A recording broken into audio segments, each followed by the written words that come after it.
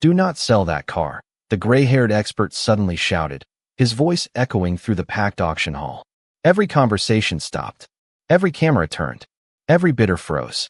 For a moment, the entire room seemed to forget how to breathe. On the stage sat an old, rust-covered car that looked like it belonged in a scrapyard. The paint was faded. The chrome was dull. The tires barely looked roadworthy. Yet the expert stared at it as though he had just discovered buried treasure. "Where did you get this vehicle?" he asked. His voice was no longer loud. It was almost reverent. Standing near the back of the room, Jack Carter tightened his grip on the folded paperwork in his hands. He was not a collector. He was not wealthy. He was not even sure why he had agreed to bring the car to the event in the first place. 7 days earlier, he had believed the vehicle was worth almost nothing. Now, dozens of specialists were staring at him with expressions that ranged from confusion to disbelief. The silence inside the building felt almost unreal. Then someone whispered a number. Another expert shook his head. A third leaned closer to inspect a small emblem hidden beneath years of dust. The atmosphere changed instantly. What had started as amusement was becoming something very different. Jack looked down at the worn keys in his hand. He remembered the day he received them. He remembered the laughter. He remembered the embarrassment. Most of all, he remembered the woman who had given him the car. Madeline Brooks, the billionaire heiress whose family name appeared on skyscrapers, hospitals, and business magazines across the country. The woman who could have handed him a check, a scholarship, or a new truck. Instead, she had handed him a rusted vehicle that looked ready for retirement. The memory still felt strange. Across the auction hall, the expert finally looked up from the car. "You have no idea what this is, do you?" Jack managed a small smile. "Not really." Several people exchanged nervous glances. One of them quietly lowered the auction catalog. Another removed his glasses and stared at the vehicle again. The tension in the room continued growing. Yet Jack remained calm. That was who he was. For years, life had taught him to focus on what mattered. As a single father raising his 12-year-old daughter, he had spent more time worrying about grocery bills, school supplies, and rent payments than old cars. The vehicle had never represented money to him. It represented something else. A gift, a gesture, a moment of kindness. The expert slowly stood and looked toward the crowd. "Ladies and gentlemen," he said quietly, "I believe we need to stop everything." The room fell silent once more. Nobody laughed anymore. Nobody looked amused anymore. And as dozens of experts gathered around the mysterious vehicle, Jack found himself thinking back to the cold afternoon 7 days earlier when his own truck had failed him. His options were running out, and a billionaire heiress unexpectedly stepped into his life, carrying a set of old keys. 7 days earlier, Jack Carter stood beside the shoulder of a quiet road just outside Nashville, staring at the thin trail of smoke rising from beneath the hood of his aging pickup truck. The engine had finally surrendered after years of faithful service. For a long moment, he simply stood there with his hands in his jacket pockets while cold autumn wind moved through the nearby trees. He did not curse. He did not complain. He only closed his eyes and took a slow breath. Life had already taught him that frustration rarely fixed anything. His phone buzzed. It was a message from his 13-year-old daughter, Emma. "Did you make it to work?" Jack smiled despite everything. Almost, he typed back, "I will get there." He looked at the truck again. The repair estimate would probably be more than he could afford. Rent was due in 2 weeks. Emma needed new school supplies. Winter was approaching. Every dollar already had a destination before it reached his bank account. Yet even standing beside a broken truck, Jack's first thought was not about himself.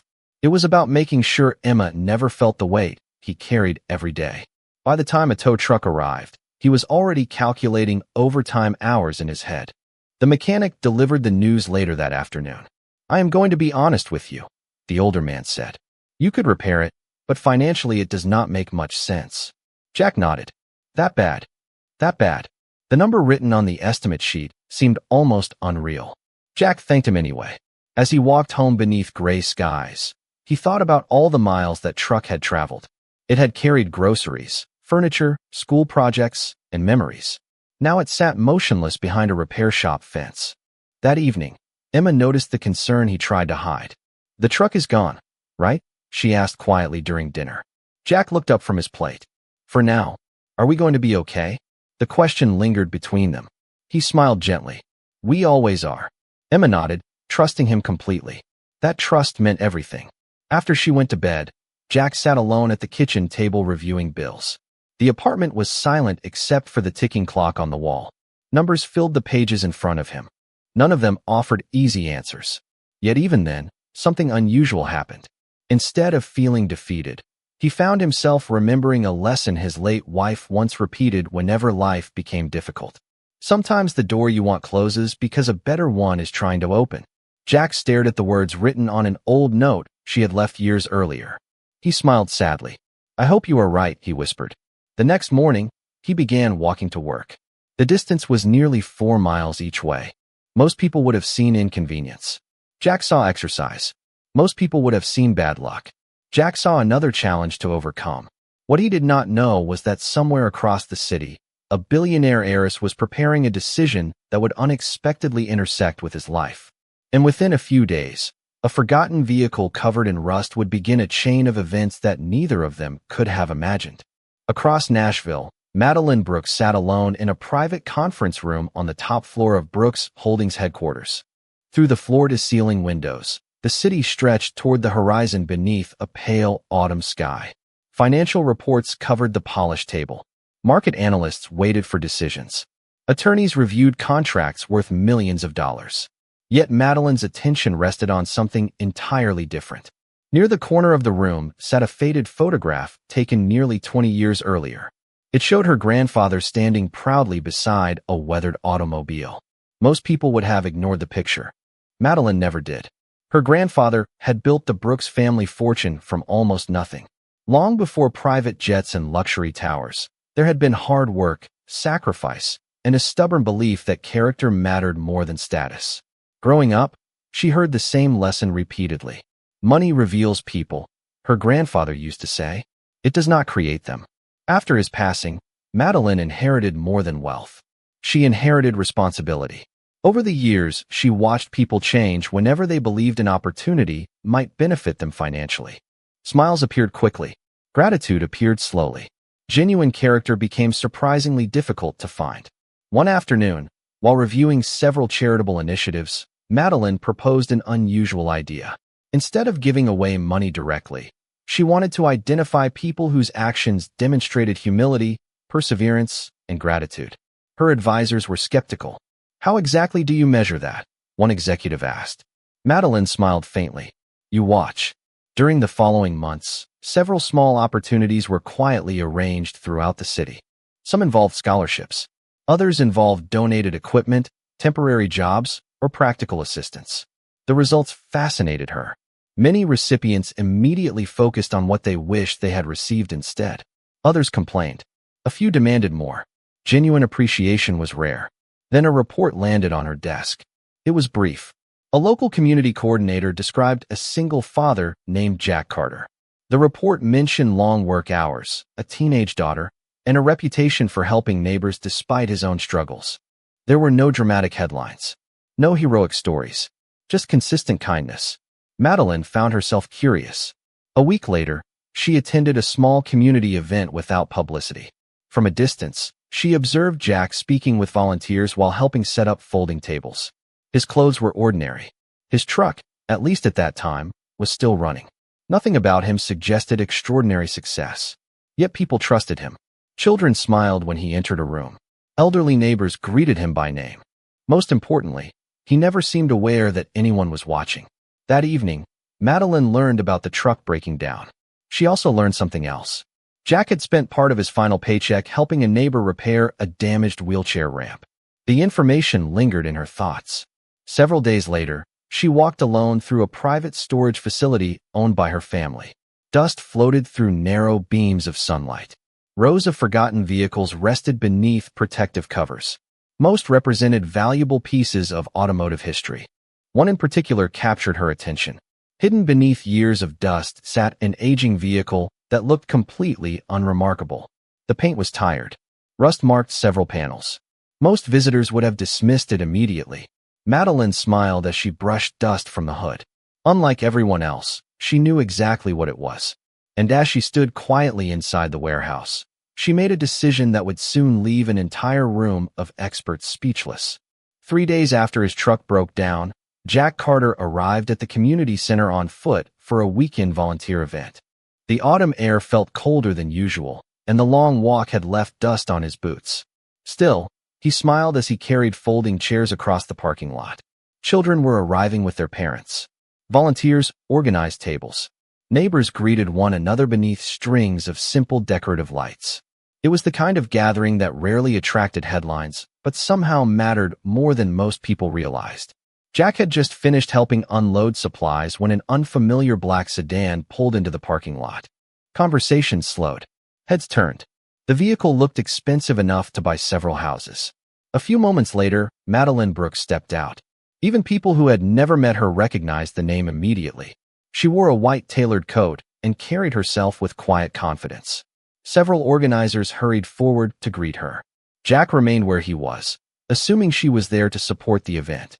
He certainly did not expect her to walk directly toward him. "Mr. Carter?" she asked.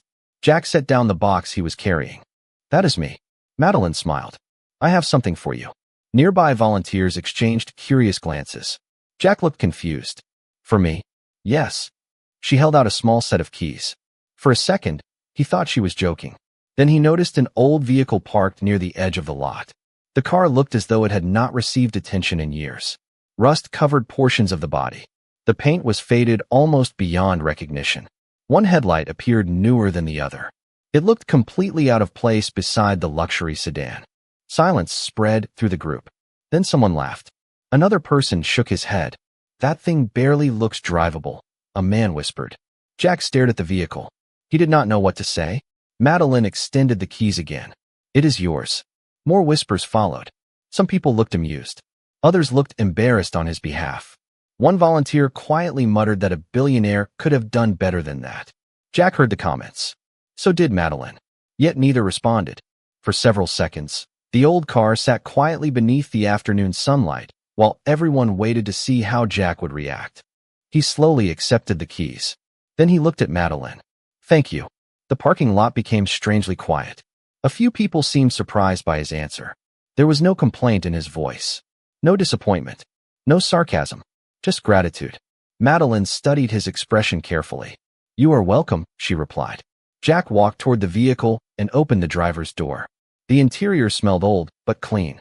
The seats showed wear, yet everything appeared surprisingly well preserved. Emma, who had arrived moments earlier with a neighbor, approached carefully. "Dad, is that really ours?" Jack smiled. "Looks like it. What do you think?" He glanced at the weathered steering wheel. "I think somebody gave us a gift." Across the parking lot, several people still looked puzzled. Some quietly laughed again. Others returned to their conversations. But Madeline remained where she was, watching.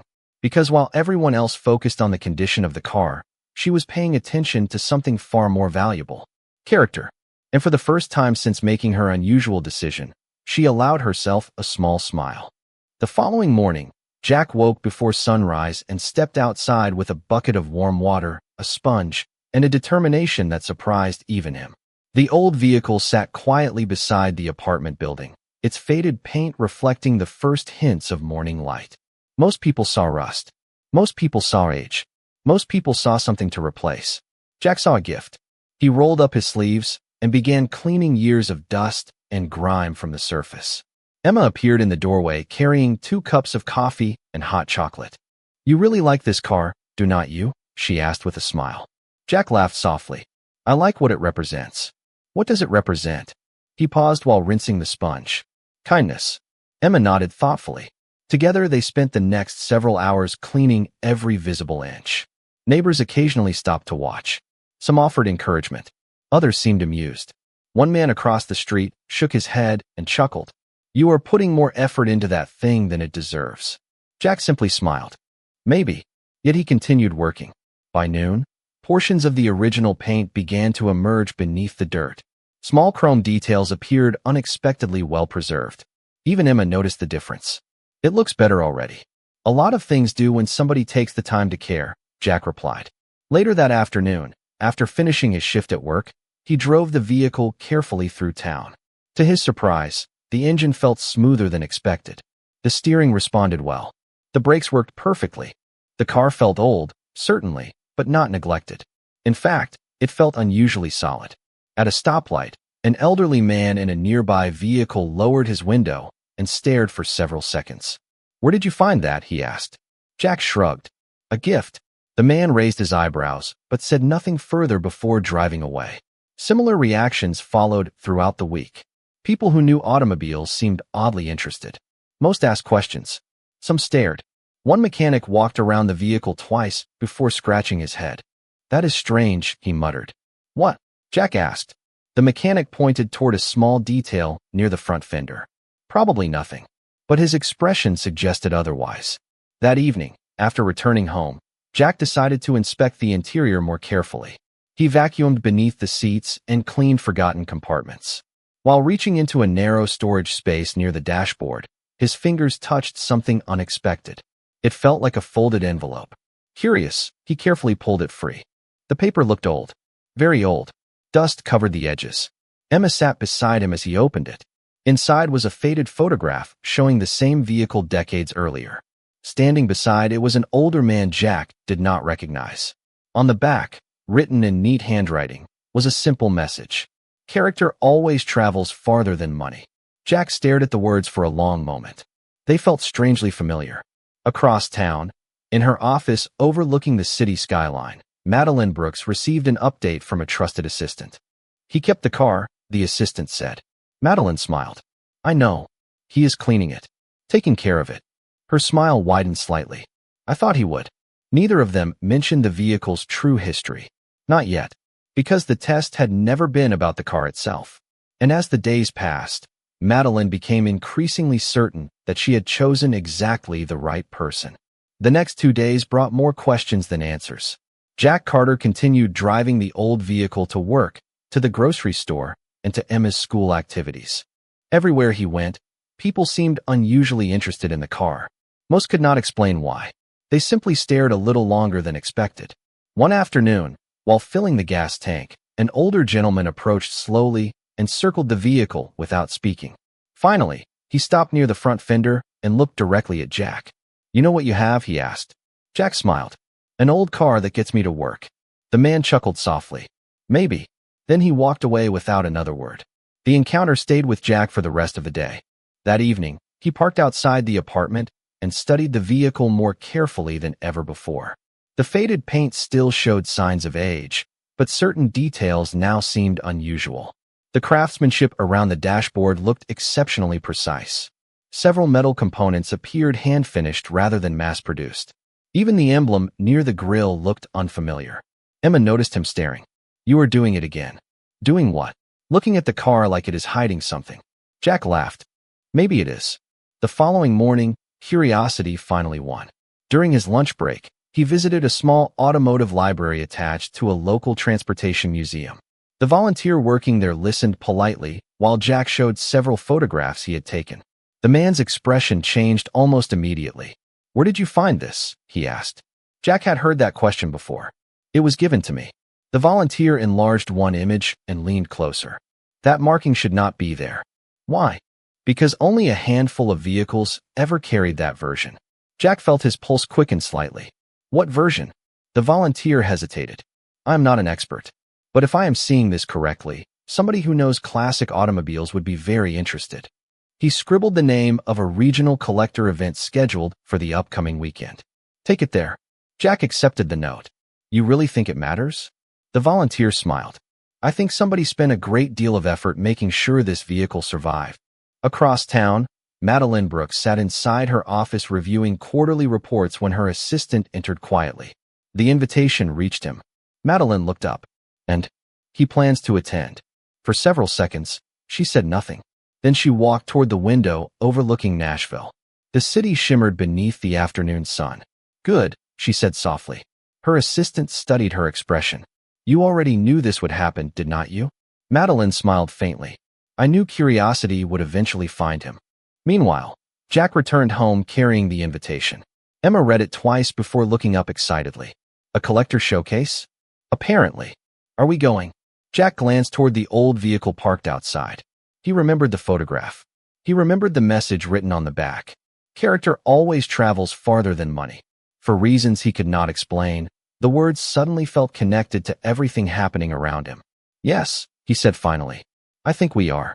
Neither of them realized that within a matter of days, some of the most respected automotive experts in the region would gather around that weathered vehicle and discover a truth hidden beneath decades of dust, a truth that would leave an entire room completely silent. Saturday arrived beneath clear Tennessee skies. Long before the collector showcase officially opened, rows of classic automobiles already filled the fairgrounds outside Nashville. Polished chrome reflected the morning sunlight. Owners carefully wiped away fingerprints. Enthusiasts gathered in small groups discussing engines, production years, and restoration techniques. Jack Carter felt slightly out of place as he guided the weathered vehicle into a parking space near the edge of the event.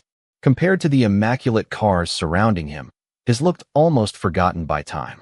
Emma stepped out and surveyed the scene. I think ours is the only one with rust. Jack laughed. That makes it easy to find. For the first hour, very little happened. Visitors walked past without stopping. Some glanced briefly at the old car before moving on to more impressive displays. Jack was perfectly comfortable with that. He had not come seeking attention. He simply wanted answers. Then shortly before noon, an older collector paused beside the vehicle and frowned. He leaned closer to examine the front grille. Another man joined him. Then a third. Within minutes, a small crowd had formed. That cannot be right, one man said quietly. Look at the serial plate. Another adjusted his glasses. I thought all of those disappeared decades ago. Jack exchanged a confused glance with Emma. Neither understood what they were hearing. Soon one of the event organizers approached carrying a clipboard. Sir, would you mind if a few specialists took a closer look? Jack shrugged. Go ahead. The organizer immediately made several phone calls. Less than 30 minutes later, 3 respected automotive historians arrived. Their expressions changed the moment they saw the vehicle. One carefully inspected the dashboard. Another studied the frame. The third disappeared beneath the car with a flashlight. The atmosphere shifted noticeably. Conversations nearby began to slow. People sensed something unusual was happening. Where did this come from? One historian finally asked. Jack gave the same answer he had given everyone else. It was a gift. The men exchanged looks. More questions followed. Had it been restored? No. Had any major parts been replaced? Not that Jack knew of. Did he have documentation? Only the photograph and the old note. When he produced the faded photograph, one expert nearly dropped it. Good heavens, he whispered. The others immediately gathered around. Emma watched their reactions carefully. Dad, she said softly, I think they know something. Jack was beginning to suspect the same thing. Word spread quickly throughout the event grounds. People who had ignored the vehicle earlier now crowded around it. Cameras appeared. Collectors abandoned other displays. Even veteran enthusiasts seemed unusually excited. Yet the experts themselves remained focused and serious. They examined details hidden beneath layers of age that most people would never notice. Every discovery seemed to raise even more questions. Finally, the senior historian straightened and took a long breath. We need additional verification, he said. But if this is what I think it is, the automotive world has been looking for it for years. Silence followed his words. Not complete silence, but the kind that appears when hundreds of people suddenly realize they may be witnessing something extraordinary. And as the crowd continued growing around the weathered vehicle, Jack found himself thinking less about its value and more about the woman who had placed those keys into his hand. Because deep down, he was beginning to realize that Madeline Brooks had known exactly what she was doing all along. The crowd surrounding the vehicle continued growing throughout the afternoon. What had started as quiet curiosity was rapidly becoming the center of the entire showcase. Jack Carter stood beside Emma while experts moved carefully around the car, taking photographs, comparing serial numbers, and reviewing historical records. Nobody seemed interested in the polished showpieces parked nearby anymore. Their attention remained fixed on the weathered vehicle that only days earlier had been dismissed as little more than scrap metal. The senior historian finally returned carrying several folders and a tablet filled with archived documents. His expression was completely different now. The confidence of a professional had been replaced by the excitement of someone witnessing history. Mr. Carter, he said, we have completed our preliminary verification. Dozens of people moved closer. Even the surrounding conversations faded. Jack nodded, and the historian glanced toward the vehicle before speaking. This automobile is not an ordinary production model. Another expert stepped forward. It appears to be one of the earliest hand-built prototypes created before public release. A murmur swept through the crowd. Cameras immediately appeared. The historian continued. According to the records we found, only a handful were ever produced. Most were believed lost decades ago. Jack looked at Emma. Emma looked back at him. Neither knew what to say. The expert opened one of the folders and carefully displayed an old black-and-white photograph. The vehicle in the image looked remarkably familiar. This prototype was used during a pivotal development period for one of the most influential automotive companies in American history. Another specialist pointed towards several unique design details hidden beneath the restoration-resistant exterior. These features do not exist on any standard production model. The crowd listened in complete silence. What does that mean? Jack finally asked. The senior historian smiled. It means this vehicle is extraordinarily rare. Someone nearby asked the question everyone was thinking. How rare? The historian took a slow breath. In practical terms, there may not be another example exactly like it anywhere in the world. The words seemed to hang in the air. For several seconds, nobody spoke. Then came another revelation. During their inspection, experts had discovered documentation linking the vehicle to a private collection assembled decades earlier by influential industry figures. The photograph Jack found hidden inside the car suddenly made sense. The handwritten message, the preserved components, the unusual markings. None of it had been accidental. Everything connected. Emma squeezed her father's arm. Dad. Her voice barely rose above a whisper. Jack nodded slowly, still trying to absorb everything. Yet what surprised him most was not the vehicle's rarity. It was the realization that Madeline Brooks had known. She had understood the value from the beginning. She had seen what everyone else overlooked. Late that afternoon, an auction representative approached with an expression of cautious excitement. Mr. Carter, if you ever decide to sell, there would be significant interest. Jack thanked him politely, but offered no answer. His thoughts drifted elsewhere. Across town, Madeline stood inside her office overlooking the city skyline as her assistant delivered the latest update. They confirmed it, the assistant said. Madeline smiled softly. I expected they would. The experts are calling it one of the most remarkable discoveries they have seen in years. She turned toward the window. The setting sun painted the horizon in shades of gold and amber. Good, she said quietly. Now they finally understand the car. Then after a brief pause, she added something her assistant did not fully understand. Soon they will understand why I chose the driver. By the time the collector showcase ended, the story had already begun spreading beyond Nashville. Automotive publications requested interviews. Collectors submitted inquiries. Auction houses expressed interest. Yet none of those developments occupied Jack Carter's thoughts during the drive home. Emma sat quietly beside him, occasionally glancing at the old vehicle's dashboard as though seeing it for the first time. Finally, she smiled. Dad, our lives are getting strange. Jack laughed softly. A little. The setting sun painted the Tennessee countryside in shades of gold as they continued toward home. For a while, neither spoke. Then Emma asked the question that had been waiting all afternoon. Do you think she knew? Jack did not need to ask who she meant. Yes, he answered. I think she did. 2 days later, he received an invitation to visit Brooks Holdings headquarters. The message was brief and polite. Madeline Brooks would like to speak with you. Nothing more. On a quiet Thursday afternoon, Jack entered the same building that appeared on magazine covers throughout the country. Polished floors reflected sunlight. Executives moved through hallways carrying tablets and reports. Yet when Madeline welcomed him into her office, the conversation felt surprisingly simple. She offered coffee. He accepted. For a few moments, they spoke about Emma, work, and everyday life. Then Jack finally asked the question that had followed him since the day she handed him the keys. Why me? Madeline looked toward the city skyline beyond the window. That is what everyone asks. Because everyone wants to know. A small smile appeared on her face. The truth is, nobody was supposed to discover the value immediately. Jack listened carefully. The car belonged to my grandfather's collection, she continued. He believed that character mattered more than money. Before he passed away, he told me something I never forgot. He said the greatest test is not how people behave when they receive something valuable. It is how they behave when they think they received something worthless.